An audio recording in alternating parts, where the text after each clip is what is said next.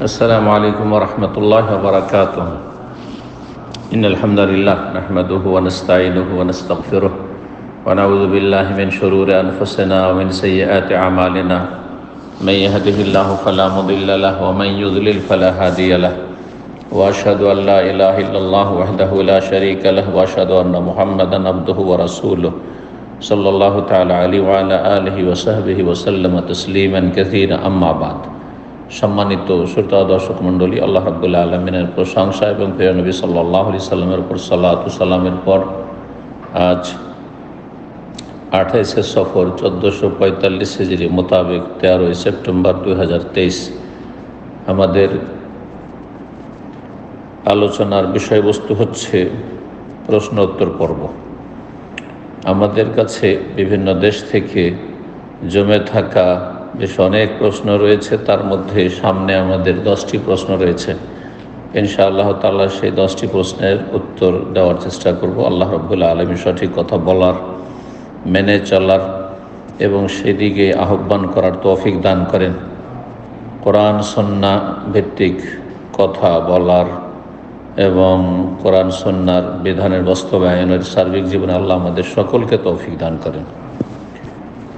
প্রথম প্রশ্ন করেছেন, বলছেন আসসালামু আলাইকুম শেখ। ওয়ালাইকুম আসসালাম রহমতুল্লাহ। একজন ইমাম বলল যে এশারের পরে এশারের 2 রাকাত সুন্নাত ছাড়া 1 রাকাত বেতর পড়া যাবে না। যদি 1 রাকাত বেতর পড়ে তাহলে তাকে অবশ্যই এশার সুন্নাত পড়তে হবে, আর যদি এশার সুন্নাত না পড়ে তাহলে 3 রাকাত বেতর পড়তে হবে। এই বক্তব্য কি সঠিক? দয়া করে জানাবেন। এই বক্তব্য মোটেই সঠিক নয়।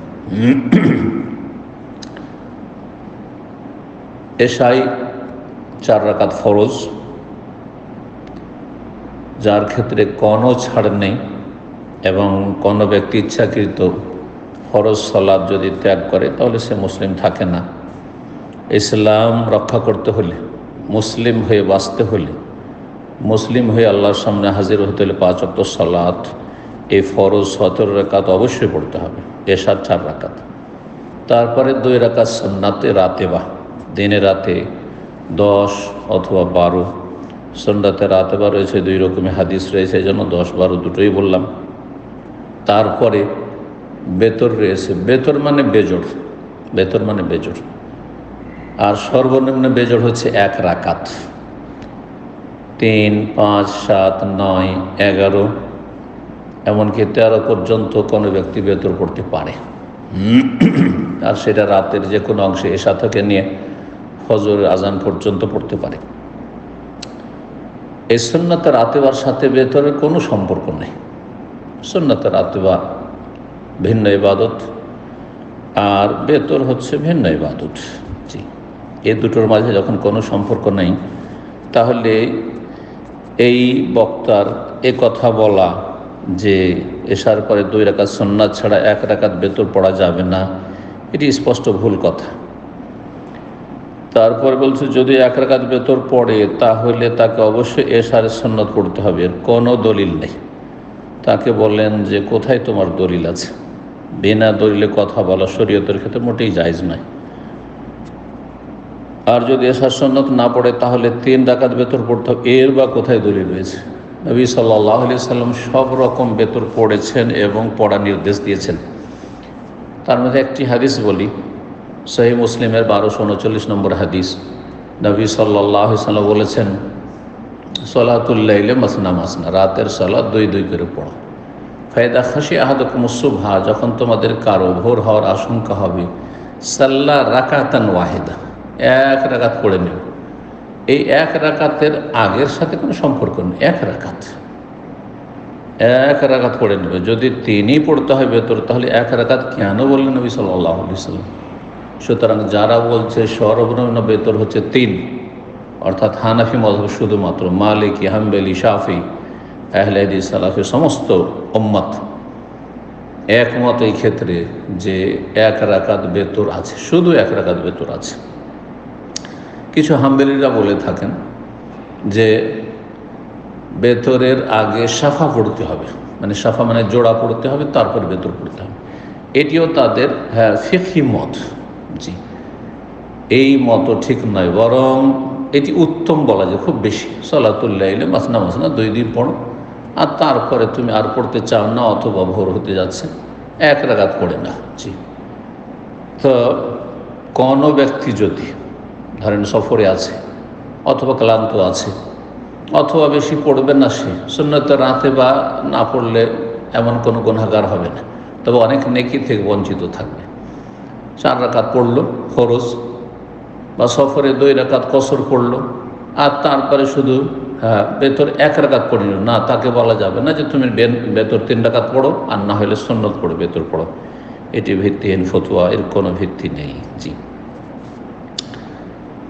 2 নম্বর প্রশ্ন করেছেন, আসসালামু আলাইকুম শেখ। ওয়ালাইকুম আসসালাম রাহমাতুল্লাহ। প্রশ্ন হলো, যদি কোনো স্ত্রী সদিচ্ছায় মোহর নিতে না চায় এবং সে তার স্বামীকে মোহর বাবদ কোনো দাবিও রাখবে না বলে, সেই ব্যাপারে ইসলাম কি বলে?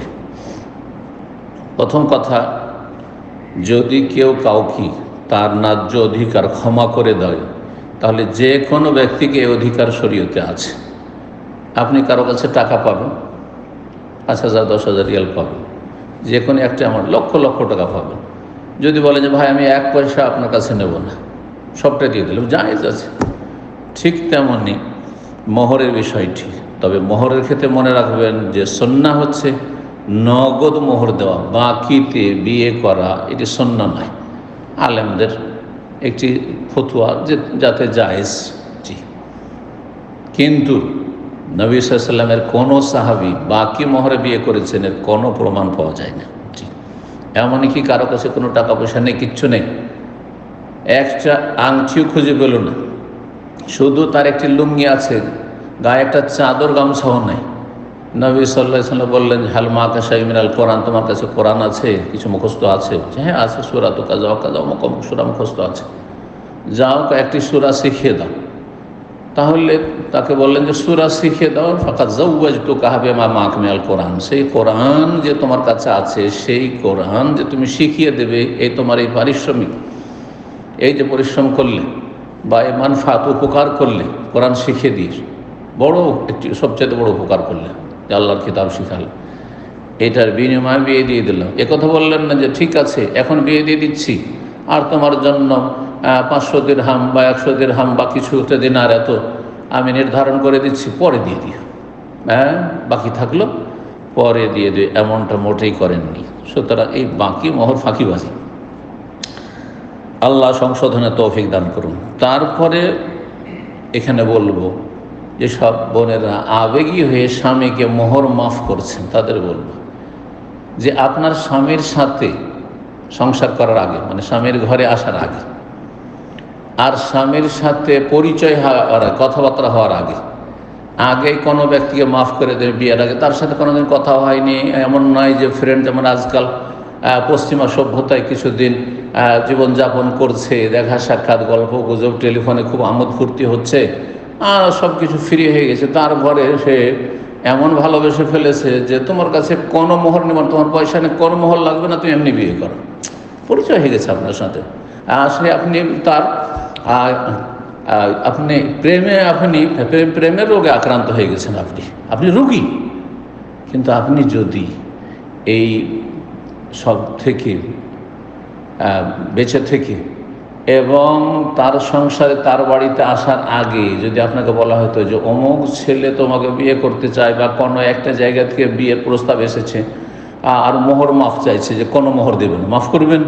কখনো মাফ করবেন না। তাহলে এইভাবে আবেগী হয়ে কখনো মোহর মাফ করবেন না, এটি আমার পরামর্শ। আজকে ক্ষমা করে দেবেন, কালকে অনেক অসৎ স্বামী আছে, অসৎ পুরুষ আছে, তারপরে আপনার সাথে প্রতারণা করবে, আপনাকে কষ্ট দেবে, তখন আপনি মানসিকভাবে অথবা আর্থিকভাবে খুব কষ্ট পাবেন। যে সে মোহরের টাকাটা যদি মাফ না করতাম, যদি আমার কাছে একটা সম্পদ থাকতো, তাহলে আমার জন্য কত যে ভালো হইতো, আমি কেন মাফ করলাম? এইসব যেন আপনি ঝুঁকিপূর্ণ পথে আপনি পা না দেন, এইভাবে মাফ করবেন না। তবে কোনো ব্যক্তি যদি মাফ করে, শরীয়তে জায়েজ। জি। মহান আল্লাহ সূরা নিসা আয়াত নম্বর 4 ইরশাদ করেছেন, ও আতুন নিসা সাদকাতিহিন্না নিহলা, নারীদেরকে, স্ত্রীদেরকে তোমরা তাদের মোহরানা দিয়ে দাও স্বতঃস্ফূর্তভাবে, হাদিয়া হিসাবে। ফাইন তিবনা লাকুম আন শাইইন মিনহু, তারপরে ফাইন তিবনা লাকুম আন শাইইন মিনহু নাফসান, তারপরে সদিচ্ছায় স্বতঃস্ফূর্তভাবে স্বাচ্ছন্দ্যের সাথে আপনার স্ত্রী যদি বা কারো স্ত্রী যদি স্বামীকে বললে যে এই যে মোহরটা তুমি দিয়েছো এটা তোমাকে দিয়ে দিলাম, যাও তুমি কাজে লাগাও, জায়েজ, ফিরিয়ে দিলাম তোমাকে, জায়েজ, তুমি খরচ করো, জায়েজ, আর এই যে ক্ষমা করে দিলাম, ধার বাকি রাখলাম, এগুলো সব আসলে শরীয়তের সুন্নতি তরিকা নয়। জি, ফাকুলুহু হানিয়াম মারিয়া, যদি স্বাচ্ছন্দ্যের সাথে কোনো স্ত্রী তার স্বামীকে কোনো কিছু ফিরিয়ে দেয়, দিয়ে দেয়, যে মোটা দিয়ে দিলাম, তুমি দিয়েছিলে, নাও, নিয়ে নাও, আংশিক অথবা আন শাইইন মিনহু নাফসান, কিছু, এখানে এই কথা বলেন সব কিছু যদি দিতে যান, 1 লাখ টাকা মোহর হলো আর সবটাই তুমি দিয়ে দিলে, সবটাই মাফ করে দিলে, কত বলা হয়নি, কিছু অংশ যদি দিতে, ফাকুলুহু মিনহু, তাহলে হে পুরুষরা তোমরা তোমাদের স্ত্রীরা যদি মোহরের টাকা ফেরত করে দেয় কিছু, তাহলে তা তোমরা খাও তৃপ্তির সাথে, মানে জায়েজ। 3 নম্বর প্রশ্ন বলছেন, আসসালামু আলাইকুম শেখ। ওয়ালাইকুম আসসালাম রহমতুল্লাহ। যদি কোনো ধার্মিক স্ত্রী বিশেষ কিছু ধর্মীয় কারণে স্বামীকে ডিভোর্স দেয়, তাহলে সেটা জায়েজ হবে কিনা? ধর্মীয় কারণ মানে আপনি ছোটোখাটো ভুল ত্রুটি যেন তালাক দেবেন, তাহলে আপনাকে ফেরেশতা খুঁজতে হবে, বা সাহাবায়ে কেরাম, তাবেঈন, তাবেঈনের যুগের, স্বর্ণ যুগের ভালো মানুষ খুঁজতে হবে। আজকাল এইরকম ভালো মানুষ পাওয়াটা মহা মুশকিল হয়েছে। কিন্তু যদি দেখা যায় যে এমন বড় অপরাধ, যেটার ক্ষেত্রে শরীয়তে কোনো ছাড় নেই, যেমন শিরকি আকীদা, বিয়ে করেছেন কিন্তু সে নাস্তিক, সে বড় কুফরিতে লিপ্ত, বড় শিরকে লিপ্ত, সে মাজারপন্থী, সে ঈমান ভঙ্গকারী অপরাধে জড়িত রয়েছে, সে সেহের জাদুটোনা আর গণকের পেশায় আপনার লিপ্ত রয়েছে, তাহলে হারাম তার সাথে সংসার করা। বেনামাজি, সালাত আদায় করছে না, তাহলে তার সাথে সংসার করা জায়েজ নাই। কিন্তু সে মিথ্যা কথা বলে, সে চুরি করে, সে সিগারেট পান করে, সে এই বেশ কিছু কাবিরা গুনাহ করে, সুদ খায়, ঘুষ খায়, যদি কাবিরা গুনাহ থাকে সেই ক্ষেত্রে তালাক দেওয়া জায়েজ, কিন্তু বলবো না তালাক নেওয়া জায়েজ, খোলা নেওয়া জায়েজ, কিন্তু বলবো না যে ওয়াজিব। ফাসেকের সাথে মুসলিম নারীর সংসার করা জায়েজ রয়েছে, যদি না করে, তালাক নিয়ে নেয়, খোলা নিয়ে নেয়, তবুও জায়েজ রয়েছে। বলছেন যে ধর্মীয় কারণে স্বামীকে ডিভোর্স দেয়, তাহলে সেটা জায়েজ হবে কিনা? যেমন স্বামী সালাত আদায় করেন, সালাত আদায় করেন না, তাহলে তাকে ওয়ার্নিং দেন, তাকে নসিহা করেন, তাকে বোঝাবার চেষ্টা করেন, সালাত পড়ো, নাহলে তোমার সাথে আমার সংসার করা সম্ভব না বা জায়েজ নয় শরীয়তে। তাকে দাওয়াত দেওয়ার পরেও সে সালাত আদায় করে না, তাহলে সে মুসলিম না। জি, তার সাথে সংসার করা যায়। বিড়ি সিগারেট জর্দা তামাক খায়, বিড়ি সিগারেট জর্দা তামাক খায়, সে ফাঁসে, কিন্তু তার সাথে আপনার রুচি হলে সংসার করা যায়। আর যদি অরুচি হয় যে এর দিয়ে যে মুখ থেকে নোংরা খবিস দুর্গন্ধ হচ্ছে, আমার বরদাস্ত করা সম্ভব নয়, তালাক নিতে পারেন। তারপরে মোবাইলের মাধ্যমে নগ্নতা উপভোগ করে, এটাও কাবিরা গুনাহ এবং সে ফাসেক। এতে যদি আপনার মন চায় যে তার সাথে আমি এরকম অপরাধেও সংসার করব, বৃহৎ স্বার্থে, কোনো বৃহৎ স্বার্থ আপনার রয়েছে, তাহলে করতে পারেন। ছেলে মেয়ে বিশেষ করা হয়ে গেছে, অথবা বিয়ে শাদী খুব কঠিন, দ্বিতীয়বার চিন্তা করছেন, আর যদি দেখেন যে না তার চাইতে ভালো আল্লাহ তাআলা ব্যবস্থা, আল্লাহর ইয়াকিন রয়েছে, তাহলে ফাসেক থেকে মুক্তি লাভ করা আপনার জন্য শ্রেয় হবে, কিন্তু ওয়াজিব হবে না, যেগুলো সম্পূর্ণ ইসলাম বিরোধী কার্যকলাপের সাথে জড়িত। এক কথায় বললাম যে অপরাধগুলি 2 রকমের। এইরকম প্রাণনাশের যদি ঝুঁকি থাকে, হয়তো বেনামাজি নয়, হয়তো মুশরিক কাফের নাস্তিক নয়, কিন্তু এত বড় জালেম যে যখন তখন মারধর করে আর প্রাণনাশের ঝুঁকি রয়েছে, তাহলে তালাক নেওয়া, বলবো যে আপনার জান বাঁচানো ফরজ, তালাক নেওয়া ফরজ। জি। 4 নম্বর প্রশ্ন করেছেন, আসসালামু আলাইকুম শেখ। ওয়ালাইকুম আসসালাম রহমতুল্লাহ। আমার দাদা ওনার ভাইয়ের কাছ থেকে কিছু জায়গা ক্রয় করেছিলেন, জায়গা তখন রেজিস্ট্রি করা হয়নি, এখন ওনার ছেলেরা জায়গা ওনাদের বলে দাবি করতেছে। আমরা যদি ওনাদের 4 বার আল্লাহর নামে কসম করতে বলি এবং 5ম বার আল্লাহর গজব নাজিল হবে যদি মিথ্যা বলি, এ কথা বলতে বলি, তাহলে কি জায়েজ হবে না নাজায়েজ হবে? নাজায়েজ হবে, হারাম হবে। জি। এই জন্য শরীয়তের বিধান হচ্ছে যখন জমি জায়গা বাড়ি ঘর একটু দামি জিনিস ক্রয় বিক্রয় করবেন তখন সাথে সাথে সেটা রেজিস্ট্রি করে নেবেন, লিখিত করে নেবেন। এমনকি ধার কর্জার ক্ষেত্রে আল্লাহ লিখে নিতে বলেছেন।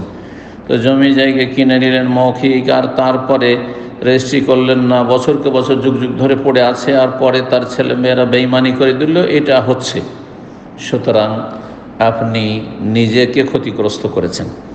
এখন বলছেন যে আমি এখন এর জন্য 4 বার আল্লাহর কসম করতে বলি আর 5বার আল্লাহর গজব। না, এটি আপনাদের এইসব জমি জায়গার দ্বন্দ্ব আর দুনিয়ার অন্য কোনো দ্বন্দ্বের ক্ষেত্রে নয়, যে কোনো দ্বন্দ্ব হোক না কেন, এই ক্ষেত্রে প্রযোজ্য বিধানটি নয়। এই বিধানের কথা সূরা নূরের 8 নম্বর 6 থেকে 9 মহান আল্লাহ রাব্বুল আলামিন ইরশাদ করেছেন, ওয়াল্লাযীনা ইয়ারমুনা আযওয়াজাহুম ওয়া লাম ইয়াকুল লাহুম শুহাদাউ ইল্লা আনফুসুহুম ফাশাহাদাতু আহাদিহিম আরবাউ শাহাদাতিন বিল্লাহ ইন্নাহু লামিনাস সাদিকিন ওয়াল খামিসাতু ইন্নাহু লামিনাল কাযিবিন। আল্লাহ রাব্বুল আলামিন বলছেন যে যারা ওয়াল্লাযীনা ইয়ারমুনা আযওয়াজাহুম, স্ত্রীকে অপবাদ দেবে যে আমার স্ত্রী জিনায় লিপ্ত, ওয়া লাম ইয়াকুল লাহুম শুহাদাউ ইল্লা আনফুসুহুম, স্ত্রীকে যদি জিনায় লিপ্ত দেখে তাহলে সেই ক্ষেত্রে শরীয়তের বিধান নয় যে তুমি আরও 3 জন খুঁজে নিয়ে এসো, 4 জন সাক্ষী নিয়ে এসো। 4 জন সাক্ষী খুঁজতে যাবে, এটা সম্ভব না, আর ঘরের ব্যাপার এটি। তো এই ক্ষেত্রে 4 জন সাক্ষী খোঁজা সম্ভব নয় হয়তো। জি, 4 জন সাক্ষী খুঁজতে যদি অন্য কোনো পরিবারের কোনো মহিলার ক্ষেত্রে হয় বা কোনো পুরুষের ক্ষেত্রে হয় আর এর অপবাদ দেয়, তাহলে 4 জন সাক্ষী নিয়ে আসো, আর না হইলে যদি 4 জন সাক্ষী না নিয়ে আসতে পারো তাহলে নীরব থাকো। 1 জন 2 জন 3 জন পর্যন্ত যদি এইরকম অপবাদ দেয় আর 4 জন সাক্ষী প্রয়োগ করতে পারলো না, তাহলে মিথ্যা অপবাদের জন্য যে 80টি বেত্রাঘাত রয়েছে তা করা হবে। এখন স্ত্রীকে কেউ যদি অপবাদ দেয় তাহলে এই ক্ষেত্রে শরীয়তের বিধান ব্যতিক্রম। এই নয় যে তুমি একা কেন বললে যে তোমার স্ত্রীর চরিত্র খারাপ, তার কাছে অন্য পুরুষ দেখেছি বা তাকে অন্য পুরুষের সাথে দেখেছি, ব্যভিচারীর এই কথা কেন বললে তোমাকে 80টি বেত্রাঘাত করা হবে, এই কথা শরীয়তের বিধান নেই। তখন শরীয়তের বিধান হচ্ছে যে, আর সাধারণত স্ত্রীর ক্ষেত্রে মানিজ্যতের ব্যাপার কেউ এইরকমটা সাধারণত করবে না। এই জন্য শরীয়তের বিধান এখানে ভিন্ন রকমের। বিধান হচ্ছে কি যে ফাশাহাদাতু আহাদিহিম আরবাউ শাহাদাতু বিল্লাহ, 4 বার পুরুষ বলবে যে ইন্নাহু লামিনাস সাদিকিন, আমি সত্যবাদী। ওয়াল খামিসা, 5বার ওয়াল খামিসা আন্না লানাতাল্লাহি আলাইহি কানা মিনাল কাযিবিন, আমি যদি মিথ্যাবাদী হই, মিথ্যা কথা বলি আমার স্ত্রী সম্পর্কে, এই অপবাদ যদি মিথ্যা হয় তাহলে আমার আল্লাহ লানত হবে। এটা হয়ে গেল। তারপরে ওয়াদরাউ আনহাল আযাব, স্ত্রী হয় মেনে নেবে যে হ্যাঁ ঠিক আছে, আমার স্বামী যেটা বলছে ঠিক, আমি অপরাধী, আমি ব্যভিচারে লিপ্ত, তাহলে শরীয়তের বিচার হবে, ইসলামী রাষ্ট্র হলে বা ইসলামী সেখানে আইনের বাস্তবায়ন হলে।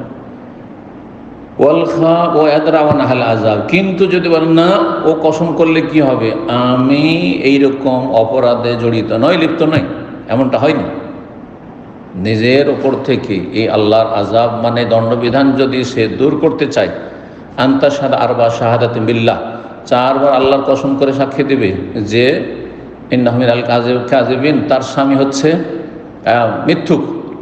ওয়াল খামিসাতা, আর 5মবারে ওই সেই মহিলা বলবে আন্না গাযাবাল্লাহি আলাইহা, আমার ওপর আল্লাহর গজব পড়বে, এই কথা বলবে সেই মহিলা, ইন কানা মিনাস সাদিকিন, সে যদি সত্যবাদী হয়, সে যদি সত্যবাদী হয়। এটি হচ্ছে শরীয়তের বিধান, যে বিধানকে লেআন বলা হয়।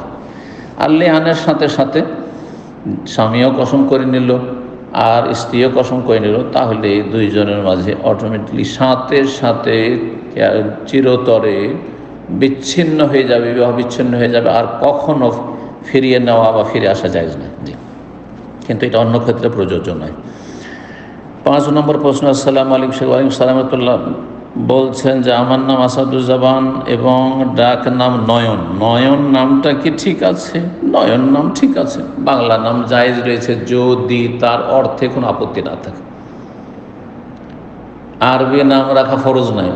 বাঙালিরা তাদের একটা ভালো গুণ যে আরবি নাম রাখে, আর অনেকে না জেনে ফার্সিও রাখে, মনে করে যে আরবি ফার্সি রাখলে আমরা ইসলামিক নাম রাখলাম। কিন্তু বাংলাতেও যদি অর্থ ভালো হয় আর কেউ নাম রাখে, জায়েজ রয়েছে। তবে আমরা যেহেতু অমুসলিমদের কাছে, হিন্দুদের পাশাপাশি বা অমুসলিম হিন্দু বাঙালিদের পাশাপাশি বসবাস করি, তারা বাংলায় নাম রাখে, আমাদের নাম বাংলায় থাকলে অনেক সময় বোঝা মুশকিল যে হিন্দু না মুসলিম, হিন্দু না মুসলিম। সেই জন্য উচিত হবে, ফরজ নয়, উচিত হবে যে আরবি ভাষায় মুসলিমরা নাম রাখবে, যাতে করে নাম শুনলে বোঝা যায় যে যে হিন্দু নয়, এ খ্রিস্টান বাঙালি নয়, অমুসলিম বাঙালি নয়, বরং মুসলিম।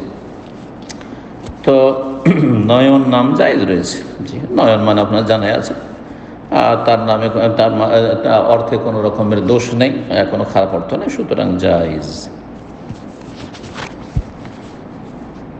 6 নম্বর প্রশ্ন করেছেন, আসসালামু আলাইকুম শাইখ। ওয়ালাইকুম আসসালাম রহমতুল্লাহ। আমি বাংলাদেশ চাপে নওয়াজ থেকে বলছি, আমরা যে তাহিয়াতুল মসজিদের সলাত আদায় করি, যদি জামাত শুরু হয়ে যায় তাহলে এমনিতে ছেড়ে দেবো না সালাম ফিরবো? সালাম ফিরবেন না, এমনিতে ছেড়ে দেবেন। প্রথম রাকাতেই যদি থাকেন তাহলে ছেড়ে দেবেন, আর দ্বিতীয় রাকাত যদি শুরু করে দিয়ে থাকেন তাহলে সংক্ষেপে সেরে নিয়ে আপনি ইমামের সাথে লেগে যাবেন। প্রথম রাকাতে যেন পেয়ে যান, প্রথম রাকাত যেন পেয়ে যান, এরকম সংক্ষেপে পড়ে নিয়ে কোনো রকম করে ফরজটা আদায় করে আপনি ছোট্ট সূরা পড়ে, সূরা ফাতিহা শুধু পড়লেন, আর রুকুতে 2-3 শুধু সুবহান রাব্বিয়াল আলা পড়লেন, ব্যাস যথেষ্ট। একবার পড়া ফরজ, 3বার পড়ে নিলেন, সর্বনিম্ন উত্তম পড়ে নিলেন, যথেষ্ট। আর সালাম ফেরার কোনো প্রমাণ নেই। এই ক্ষেত্রে যেটি প্রমাণ রয়েছে সহিহ মুসলিমের 1160 নম্বর হাদিস, প্রিয় নবী সাল্লাল্লাহু আলাইহি ওয়াসাল্লাম বলেছেন, ইযা উকিমাতিস সালাতু ফালা সালাতা ইল্লাল মাকতুবা। যখন সালাতের ইকামত হয়ে যাবে তখন ফরজ সালাত ছাড়া অন্য কোনো সালাত হবে না, ফরজ সালাত ছাড়া অন্য কোনো সালাত নেই, বাতিল হয়ে যাবে। এদিকে জামাত চলতে আছে, আর ফজরের সুন্নত পড়তে আছেন আমাদের হানাফি ভাইরা, মসজিদের বিভিন্ন আপনার পিলারের আড়ে বা দেয়ালের আড়ে পড়তে আছেন, বারান্দায় পড়তে আছেন, এটি জায়েজ নয়, এটি নবী সাল্লাল্লাহু আলাইহি ওয়াসাল্লামের নাফরমানি করা। আল্লাহ সকলকে সঠিক বুঝ দান করুন এবং রাসূলুল্লাহ সাল্লাল্লাহু আলাইহি ওয়াসাল্লামের সুন্নাহ মোতাবেক ইবাদত বন্দি করার তৌফিক দান করুন। 7 নম্বর প্রশ্ন বলছেন, আসসালামু আলাইকুম ওস্তাদজি। ওয়ালাইকুম আসসালাম ওয়া রাহমাতুল্লাহ। আহলে হাদিস মাদ্রাসাগুলোতে যে পরিমাণ খরচ নেই মাদ্রাসা কর্তৃপক্ষ, তাতে নিম্ন আয়ের পরিবার এবং নিম্ন মধ্যবিত্ত পরিবারের সন্তানদেরকে পড়ানো সম্ভব নয়, অথচ তারা মুখে বলে লিল্লাহ প্রতিষ্ঠান, কিন্তু বাস্তবতা হচ্ছে তারা ব্যবসা খুলে বসেছে। আপনি এদের জন্য কিছু নসিহা করুন। এই ক্ষেত্রে বলবো যে যেসব মাদ্রাসাগুলি রয়েছে বেসরকারি মাদ্রাসা, সেই মাদ্রাসায় যদি আপনারা মানুষের দান সাদকা নিচ্ছেন, গরিব অভাবীদেরকে ফ্রি পড়াবার জন্য জাকাতও নিচ্ছেন, আপনি ফ্রি খাওয়ানোর জন্য, ফ্রি বোর্ডিংয়ের জন্য তাদের বিভিন্ন কথা বলে আপনারা নিচ্ছেন, তাহলে আপনাদের জন্য শুধু ব্যবসা করা, এই শিক্ষা প্রতিষ্ঠান দিয়ে দুনিয়ার দাদের মতো, যেমন আজকাল বিভিন্ন স্কুলগুলি খুলেছে, ইংলিশ মিডিয়াম, বাংলা মিডিয়াম, আজ এসব স্কুল খুলেছে, তাদের এটি ব্যবসা। আর আজকাল লেখাপড়া ব্যবসায় পরিণত হয়েছে। আপনার ধর্মীয় লেবাস পরেও যদি ব্যবসা করেন তাহলে এটা বড় দুঃখজনক, এটা মোটেই করবেন না। যদি আপনারা মানুষের দান সাদকা নেন আপনাদের মাদ্রাসায়, তাহলে আপনার জন্য জায়েজ হবে না যে এত বেশি ফিস রাখবেন যেটাতে গরিবের ছেলে মেয়েরা লেখাপড়ার কোনো সুযোগই পাচ্ছেন না, আর তাদের জন্য কোনো ফ্রিও নেই, এটা মোটেই জায়েজ হবে না। আমানত আপনাকে দিচ্ছে, আপনার হাতে তুলে দিচ্ছে জনগণ, মুসলিম জনগণ, সুতরাং সেই আমানতের সাথে যাদের হক তাদের কাছে পৌঁছাতে, অর্থাৎ গরিব বা অভাবী, অল্প যাদের আয় উপার্জন রয়েছে, তাদের ছেলে মেয়েদের লেখাপড়ার ক্ষেত্রে খরচ করা। আল্লাহ তৌফিক দান করেন। শুধু বিল্ডিং বানাতে থাকবেন আর এদিকে ফিস আপনি একেবারে রাখবেন ওই রকম বেশি পরিমাণ, যাতে গরিবের সন্তানরা লেখাপড়া না করতে পারে, এমনটা করা মোটেই উচিত হবে না। তবে কোনো যদি প্রতিষ্ঠান হয় ইসলামিক শিক্ষা প্রতিষ্ঠান, কিন্তু তারা কারো দান নেয় না, দান সাদাকা নেয় না, জাকাত নেয় না, তারা ছাত্রদের যে ফিস আসে সেখান থেকে শিক্ষকদের বেতন ইত্যাদি সব কিছুই চালাচ্ছে, তাহলে তারা বেশি পরিমাণ ফিস রাখলে কোনো অসুবিধা নেই, কারণ তারা মানুষের সহযোগিতা গ্রহণ করে না, দান সাদাকা নেয় না। সুতরাং তাদের অধিকার আছে, তারা বেশি ফিস রাখতে পারে, যাদের জন্য সম্ভব হবে তারা তাদের মাদ্রাসায় বা তাদের শিক্ষা প্রতিষ্ঠানে পড়াবে, আর না হলে পড়াবে না। আল্লাহ সঠিক বুঝ দান করুন। 8 নম্বর প্রশ্ন বলছেন, আসসালামু আলাইকুম শাইখ। ওয়ালাইকুম আসসালাম ওয়া রাহমাতুল্লাহ। বলছেন আল্লাহ কোরআনে স্পষ্ট মেয়েদের উত্তরাধিকার সম্পত্তির কথা বলেছেন, কিন্তু এদেশের অনেক মেয়েরা ভাইদের কাছ থেকে সম্পত্তি আনতে চায় না। সেসব মেয়েরা দিন সম্পর্কে অজ্ঞ। জি, কারণ কেউ মনে করে লোকে কি বলবে, হ্যাঁ এটি তাদের অজ্ঞতা, জাহালাত। কেউ ভাবে সম্পত্তি একদম কম, ওইটুকু আনলে ভাইয়েরা আরও গরিব হয়ে যাবে, আপনার স্বামীও যে গরিব হয়ে যাবে, আপনার ছেলেমেয়েরা যে গরিব, ওইটি চিন্তা। আপনার ছেলেমেয়ের বেশি মায় না আপনার ভাইয়ের বেশি মায়? আপনার ছেলে মেয়ের বেশি হক না আপনার ভাইয়ের বেশি হক? জি, আল্লাহ বুঝার তৌফিক দান করুন। জাহালাত। কেউ ভাবে সম্পত্তি আনলে ভাইদের সাথে সম্পর্ক খারাপ হবে। আপনার ভাইকে জন্ম দিয়েছে আপনার বাপ মা, আর আপনাকে জন্ম দিয়েছে, তো সম্পর্ক কেন খারাপ হবে?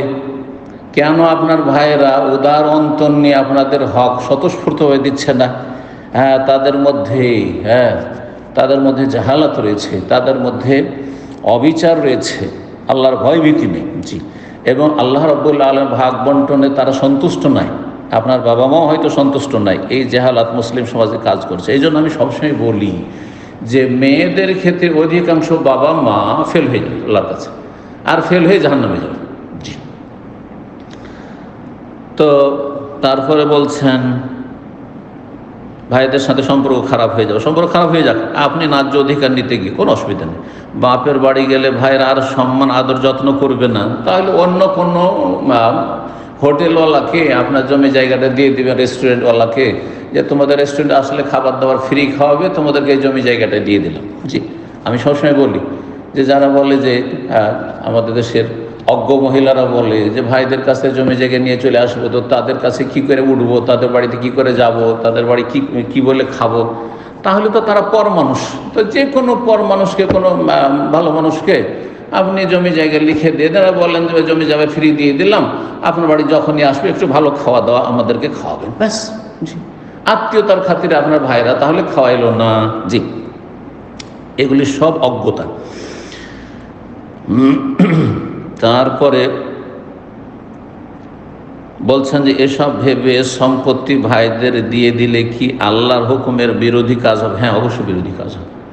আপনি আপনার স্বামীর হক নষ্ট করলেন, আপনি আপনার ছেলে মেয়েদের হক নষ্ট করলেন, ভাইদেরকে দিয়ে দিই। জি, আমার নানি বলে যে নানা মরে যাওয়ার আগে নাকি তাকে বলেছে বাপের বাড়ি সম্পত্তি না নিয়ে আসতে।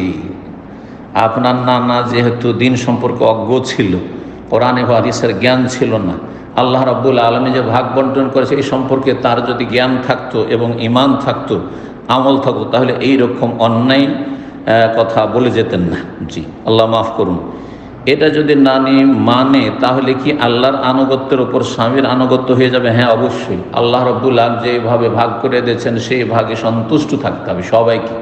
আপনার নানাকেও থাকতে হবে, নানিকেও থাকতে হবে, প্রতিটি মুসলিমকে থাকতে হবে। ইয়া আইয়ুহাল্লাযীনা আমানু উদখুলু ফিস সিলমি কাফা, ইমানদারগণ ইসলামে পূর্ণরূপে প্রবেশ করো। পূর্ণরূপে প্রবেশ করতে হলে শুধু এই নামাজ, রোজা, হজ, যাকাত এসব করে কাজ হবে না, বরং জীবনের প্রতিটি ক্ষেত্রে, ধন সম্পদের ভাগ বন্টনের ক্ষেত্রে, বিয়ে শাদীর ক্ষেত্রে, তালাকের ক্ষেত্রে, সমস্ত ক্ষেত্রে, হায়াত মতের ক্ষেত্রে, সব ক্ষেত্রে ইসলামী জীবন বিধান পালন করতে হবে। আল্লাহ তৌফিক দান করুন এবং আল্লাহ রাব্বুল অজ্ঞতা দূর করুন এবং মহিলাদেরকে তাদের ন্যায্য অধিকার বোঝার তৌফিক দান করুন। 9 নম্বর প্রশ্ন। আসসালামু আলাইকুম শাইখ। ওয়ালাইকুম আসসালাম রহমতুল্লাহ। বিয়ের জন্য কি ঘটককে ছবি দেওয়া জায়েজ না? মোটেই জায়েজ নয়, হারাম। ঘটককে ছবি দেবেন না, এমনকি যেই ছেলে প্রস্তাব দিয়েছে দূরে আছে তাকেও ছবি দেওয়া জায়েজ নয়, তার বাপ মাকেও ছবি দেওয়া জায়েজ নেই। কারণ এই ছবি দিয়ে দিলেন, বিয়ে হইল না, এই ছবি আপনার কাছে ফিরে আসবে, হ্যাঁ, এর নিশ্চয়তা কি আছে? সেই ছবি দিয়ে ব্ল্যাকমেল হবে না, এর নিশ্চয়তা কি আছে? সেই ছবি দিয়ে আপনার ক্ষতি সাধন হবে না, এর নিশ্চয়তা কি আছে? এগুলো তো আছে। এমনিতেই শুধুমাত্র বেগানা মহিলাকে দেখতে পারবে ওই ছেলে, যেই ছেলে বিয়ে করতে ইচ্ছুক, যেই ছেলে বিয়ে করতে ইচ্ছুক, ব্যাস। তার ভাই বেরাদর কেউ দেখতে পারবে না। হ্যাঁ, মহিলারা দেখতে পারবে সেই পরিবার। আর আপনি ছবি দিয়ে দিবেন, এটা জায়েজ না। কারো হাতে ছবি তুলে দেওয়া জায়েজ না। যদি দূরে থাকে ছেলে, আর যদি বলে ছবি দিতে হবে না, ছবি দেব না, আমি ভিডিও কলে দেখিয়ে দেবো, আর দেখিয়ে দেওয়ার পরে আপনার বাবা মা কথা বলে, আপনি সরাসরি কথা বলবেন, ভিডিও কলে দেখিয়ে দেবো, আর তারপরে হলো বিয়ে করলে ঠিক আছে। আর না হলে সবচেয়ে ভালো হচ্ছে সরাসরি এসে যেই ছেলে প্রস্তাব দিচ্ছে সেই ছেলে দেখবে। জি, বলছেন যে এক বোনের মা বাবা বলছে ঘটকের ছবি দিতে, ওনার মা বাবা বলেছে ঘটকের ছবি দেওয়া যাবে কি না, কারো কাছ থেকে এর উত্তর নিয়ে আসতে মোটেই জায়েজ নয়, এতে ক্ষতির আশঙ্কা রয়েছে সেই পরিবারের, সে মেয়ের। আর ওয়ালা তুলকু বিআইদিকুম ইলা তাহলুকা, তোমরা নিজেদেরকে ধ্বংসের দিকে ঠেলে দিও না, আল্লাহ রাব্বুল আলামিন বলেছেন। তার সবচেয়ে বড় ক্ষতি হচ্ছে আপনি আল্লাহর নাফরমানি করলেন, যে বেগানা পুরুষের জন্য কোনো মেয়েকে এভাবে দেখা জায়েজ নয়, শুধুমাত্র তখনকার জন্য যখন বিয়ের জন্য প্রস্তাব দিয়েছে, বিয়ে হলো না, না বিয়ে করা হলো না, তাহলে তার জন্য আর দেখা জায়েজ নয়, সেই ছবি তার কাছে থেকে গেল, তো এটা মোটেই জায়েজ নয়, হারাম কাজ। আল্লাহ হিদায়াত দান করুন। 10 নম্বর প্রশ্ন আর সর্বশেষ প্রশ্ন বলছেন, আসসালামু আলাইকুম শেখ। ওয়ালাইকুম আসসালাম। যাকাত ও ফিতরার টাকা কি মসজিদের ইমাম ভক্ষণ করতে পারে? মসজিদের ইমাম যদি গরিব হয়, অভাবী মানুষ, তার সংসার চালাতে পারছে না, তার স্ত্রী ছেলে মেয়ের ভরণ পোষণ চালাতে পারছে না, এক কথায় ফোকারা মাসাকিনের অন্তর্ভুক্ত, অভাব রয়েছে, পূর্ণই অভাব রয়েছে বা আংশিক অভাব রয়েছে, যতটা অভাব রয়েছে সেই অভাব পূরণের জন্য যাকাত নিতে পারবে। জি, সে মসজিদের ইমাম হোক অথবা অন্য কেউ হোক, এই টাকা এইভাবে ভক্ষণ করতে পারে কি? মসজিদের ইমাম তা জানিয়ে উপকৃত করবেন। যেমনটা বললাম, আল্লাহ রাব্বুল আলামিন সূরা তাওবা আয়াত নম্বর 60 ইরশাদ করেছেন যে যাকাতের টাকা পয়সা বা যাকাতের ধন সম্পদ 8 শ্রেণীর মানুষকে দেওয়া যাবে। তার প্রথম হচ্ছে ইন্নামাস সাদাকাতুল লিল ফুকারা, যারা ফকির মানে একেবারে দরিদ্র, দিনে 3 বার খাবার লাগবে, 2 বারই নেই, ফকির একেবারে অসহায়, বাড়ি নেই, জি, ভিটে মাটি নেই, চিকিৎসা করাতে পারছে না মোটেই, জি, আর খাওয়া দাওয়া জুটছে না, ফকির, সব কিছুতে অভাব। আর মাসাকিন হচ্ছে যে সব কিছুতে অভাব নয়, হয়তো খাওয়া দাওয়া তার 2 বার আছে, 1 বারের নেই, মাসে 25 দিন সংসার চালিয়ে 5 দিন চালাতে কঠিন কষ্ট হয়। আর এইরকমই হয়তো খাওয়া দাওয়া সব কিছু সংসার চলে যাচ্ছে, কিন্তু চিকিৎসা করাতে পারছে না, ছেলে মেয়েদের লেখাপড়া করাতে পারছে না ইত্যাদি, এইরকমের ঋণগ্রস্ত আছে। জি, তো যদি এমনটা হয় যে ইমাম সাহেব ঋণগ্রস্ত, তাহলে আল গারামিন, তাহলেও দেওয়া যেতে পারে তার ঋণ পরিশোধ পর্যন্ত। কিন্তু সচ্ছল হওয়ার জন্য, সুখী হওয়ার জন্য, অধিক সুখী হওয়ার জন্য, সচ্ছল হওয়ার জন্য কেউ যদি যাকাত গ্রহণ করে সেটাও জায়েজ নয়, আর তাকে যাকাত দেওয়াও জায়েজ নয়। জি, আল্লাহ তাআলা আলাম। ওয়া সাল্লাল্লাহু সাল্লাম আলা নবিয়িনা মুহাম্মদ ওয়া আলা আলিহি ওয়া সাহবিহি আজমাইন।